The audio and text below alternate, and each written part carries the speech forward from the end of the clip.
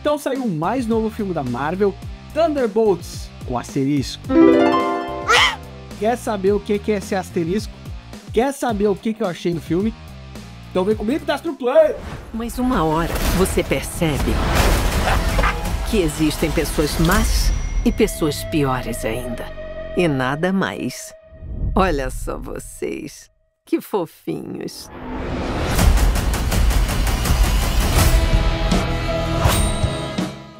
Pois é, galera, eu tô vendo os comentários na internet e eu me sinto um pouco desalinhado. Tô desalinhado com a maioria da galera. Eu vi que muita gente não gostou do filme do Capitão América e eu gostei. E tem muita gente gostando muito desse filme, dizendo que é um dos melhores da Marvel. Né? Não é ruim. Não é ruim. É legal, é ok, mas jogar pra esse patamar de um dos melhores filmes da Marvel... Ixi. Enfim, vamos falar um pouco do filme. Uma coisa interessante é esse grupo de super-heróis, a gente já sabe quais são, super-heróis, super-vilões, super-anti-heróis, e a gente não tem nenhuma grande estrela aqui, né? A gente tem substitutos, vilões e heróis B. Por exemplo, o Bucky é o segundo Capitão América, né? O sidekick do Capitão América. A Helena, ela é a substituta da Viúva Negra original. Então a gente já tá trabalhando com a série B dos personagens aqui. E esses dois que eu mencionei, por acaso, ainda são as estrelas do filme. Os demais, eles são ainda mais baixos. Temos alguns série C aqui, inclusive. Tá, e daí? Daí que alguém quer nos matar. E esse não é o problema do filme, tá? Os personagens funcionam, eles são bem legais. Uma coisa que foi muito criticada quando esse filme foi anunciado é que os poderes deles são muito similares, né? Eles são basicamente lutadores de MMA. Todos eles batem bem, são super fortes, são super ninjas, mas é basicamente um grupo de porradeiros. Ninguém faz alguma coisa muito diferente, ou voa, ou lança raio, com exceção talvez da Fantasma, que pode atravessar paredes. E isso é uma limitação muito grande para eles, e eles mencionam isso no filme. Eles estão conscientes dessa fraqueza, eles mesmos falam sobre isso. Então a diversidade, a química desse grupo não vem dos poderes, vem das personalidades. Então cada um desses personagens tem uma personalidade muito forte, muito única. E a forma em que eles conversam entre si, interagem entre si, que é a grande graça desse filme. Então, se a gente vai ter algum protagonista aqui, é a Helena, que é a personagem da Florence Pugh, e ela realmente é a frente e o rosto desse filme. O filme é muito sobre ela. E esse filme traz temas, tem um tema bem específico sobre saúde mental, sobre depressão, sobre você estar se sentindo sozinho dentro de si mesmo, e ela personifica esse problema, né? Tem alguma coisa errada comigo. Um vazio. Eu ando à deriva. E eu não tenho um propósito. E aí cada um dos outros personagens vão ter os seus próprios problemas, os seus próprios obstáculos. Então o Capitão América B, que é o agente americano, então ele é o mais raivoso, ele é o mais brabo, é o que não se dá bem com ninguém, tem problemas com a família. O Guardião Vermelho a gente já sabe que ele é bem bonachão e ele acaba sendo o alívio cômico do filme, ele é super engraçado. Não se preocupem, é a prova de balas. Mas não era a prova de balas! Era a prova de algumas balas!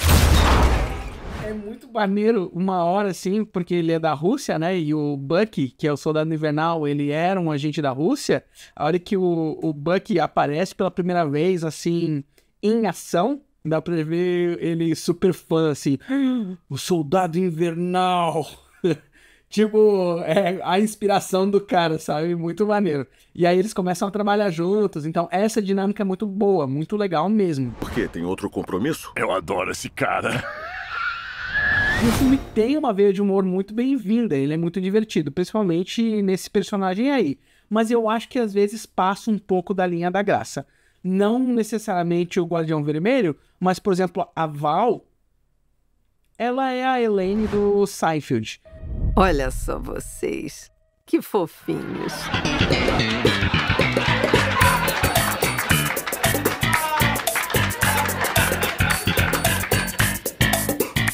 Não só por causa da atriz, mas o jeito que ela entrega as falas dela, o jeito que ela age, Até a personalidade atrapalhada dela remete muito, assim, e destoa daquele personagem, ela é quase uma substituta do Nick Fury. E ela não passa essa vibe.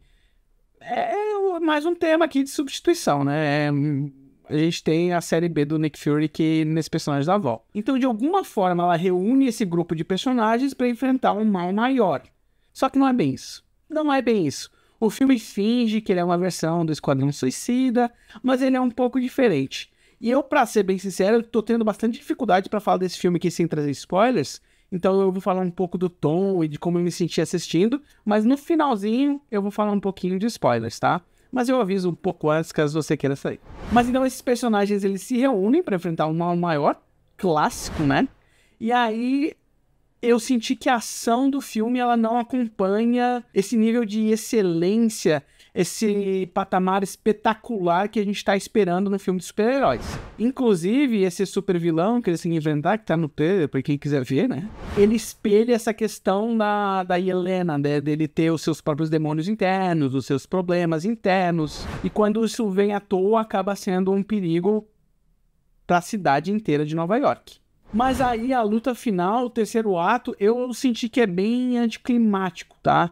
Ele acaba sendo um negócio meio eles se perdem em labirintos mentais e eles têm que se enfrentar lá dentro.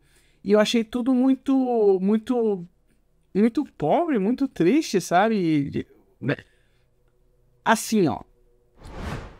Quando o Homem-Aranha, longe de casa, ele enfrenta um mistério, é mais ou menos a mesma proposta, ele tá lutando contra visões mentais, é muito mais criativo e muito mais bem feito em Homem-Aranha do que aqui.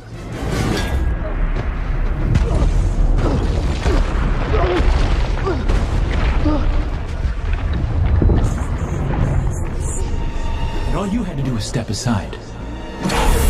And now, you have Tentam trazer uma urgência, assim, de como se ninguém aqui tivesse bem salvo ou seguro, mas a Marvel, ela é muito mais conservadora nesse sentido, ela tem muito mais medo de destruir os seus personagens, né?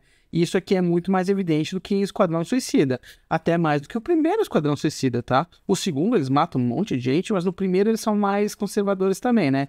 A Marvel consegue ser mais conservadora que o primeiro Esquadrão Suicida. Então, os riscos não estão lá muito graves. Tem uma hora que eu achei, assim, que o bicho ia pegar, sabe? Eles têm uma questão corajosa, assim, de que eles, em teoria, matam uma criança, mas é claro que tudo é desfeito em breve. A Marvel não mataria crianças, nem cachorros.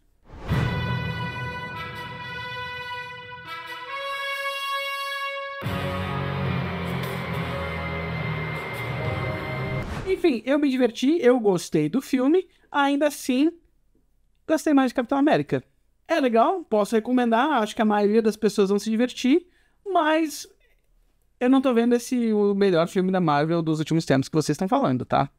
De qualquer jeito, o final do filme, e não pós-créditos, tá? Os créditos finais do filme são muito maneiros. E eles sim ligam a um universo muito maior e muito mais interessante, que é quando eles explicam o tal do asterisco que tá no título do filme. Mas se você quer saber mais sobre isso, eu vou então falar um pouquinho de spoilers agora. Se você não quer saber, você quer ir lá ver o filme primeiro, para aqui, vai lá ver o filme e depois anota aqui o tempo que a gente tá e volta pra cá pra gente discutir um pouquinho sobre isso. Estão prontos? Estão preparados? Já desligaram? Já foram? Já ficaram os que querem ficar? Então vamos lá.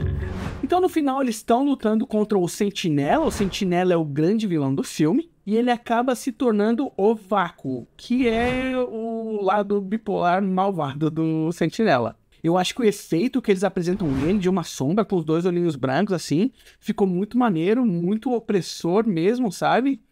Mas, puxa, aí que eu tô falando, eles entram meio que nesse labirinto mental pra enfrentar ele por dentro, né? Porque por fora ele é impossível. E aí é claro que eles vão tentar usar o poder da amizade pra vencer ele. E assim, ó, eu não sinto que o filme construiu uma amizade com ele, a não ser a Yelena, sabe? E eles, no final, eles precisam de todos os Thunderbolts pra dar um abraço em grupo no cara, pro cara voltar a ser do bem. Então eu achei assim que, poxa, não faz sentido, sabe? Não. Quem é você? Eu sou o Bob. Outra coisa é que antes desse abraço eles estão naquela luta mental, né? Então eles passam pelos seus traumas e tem que enfrentar. E aquilo que eu tava falando, no Homem-Aranha é muito mais plástico, né? A gente vê coisas espetaculares, coisas saindo do teto, muda os ângulos, muda as percepções. Aqui tem um momento que os Thunderbolts estão apanhando pra cortina, sabe? Tem uma cortina, se enrola no pescoço dele, aí vem um sofá e voa na cara. Como se a Carrie e a Estranha estivessem lutando contra eles. E, pô, eu não vejo um super-herói apanhando pra uma cortina, sabe? E aí é muito anticlimático, muito frustrante pra mim. As cenas de Capitão América são muito mais espetaculares, mas muito mais. E a gente também começa a se pensar assim, cadê essa ligação Marvel, né? Porque eles falam no filme que não tem mais Vingadores. Mas a gente tem outros super-heróis, a gente que acompanha as séries e os filmes. Então quando a gente vê o vácuo destruindo Nova York, eu me pergunto, né? Será que o prefeito da cidade é o rei do crime? Será que o Homem-Aranha e o Demolidor estão passando por isso? O rei do crime, na série do Demolidor, ele acaba com os mascarados de Nova York. Os Thunderbolts podem operar em Nova York? Porque é a CIA que no final determina os Thunderbolts, né? Como essa operativo. Então, eu não entendi as consistências, assim, estão bem perdidos. E eu não sei se todos os Vingadores estão desaparecidos, eles não falam isso, né? O Hulk tá por aí, o Homem-Formiga tá por aí, o Doutor Estranho tá por aí, o Máquina de Combate tá por aí. A gente tem alguns caras ali bem posicionados, melhores posicionados que os Thunderbolts como protetores da Terra. E eles dão um aceno isso no final, né? Porque aí que tá, ó, maior spoiler. O asterisco dos Thunderbolts é que no final, quando eles vencem do vácuo, eles são ovacionados pela população de Nova York. E aí eles acabam se tornando os novos Vingadores.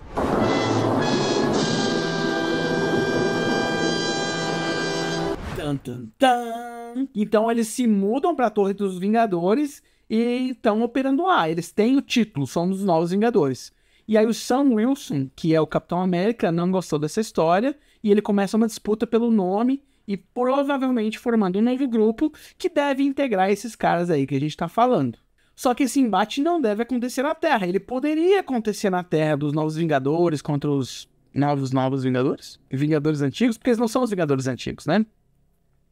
Enfim, porque a promessa é que Avengers Doomsday seja esse combate de supergrupos em outro planeta. E eles vão trazer o Quarteto Fantástico, e eles vão trazer os X-Men. E eles já acenam pra isso aí numa das cenas pós-créditos, tá? Pode ficar até o final, a Marvel sempre vai trazer isso aí pra gente. Mas talvez pareça que eu esteja reclamando até um pouco demais, eu não desgostei desse filme tanto assim, só que eu tenho críticas bem pontuais a ele. E como tá todo mundo falando, um dos melhores filmes da Marvel dos últimos tempos, eu tô trazendo esses pontos porque eu não tô vendo isso. Ainda assim, é um filme divertido, eu gostei e eu recomendo. Acho que vocês podem ver sem medo e é legal. Por hoje era isso, muito obrigado por ter assistido até o final e até o próximo vídeo. Vocês podem não ver o que eu vejo, mas essa tem toda a cara de uma equipe que vai alcançar a glória. Não adianta lutar. Não são os heróis mais poderosos da Terra. Não! Somos os Thunderbolts!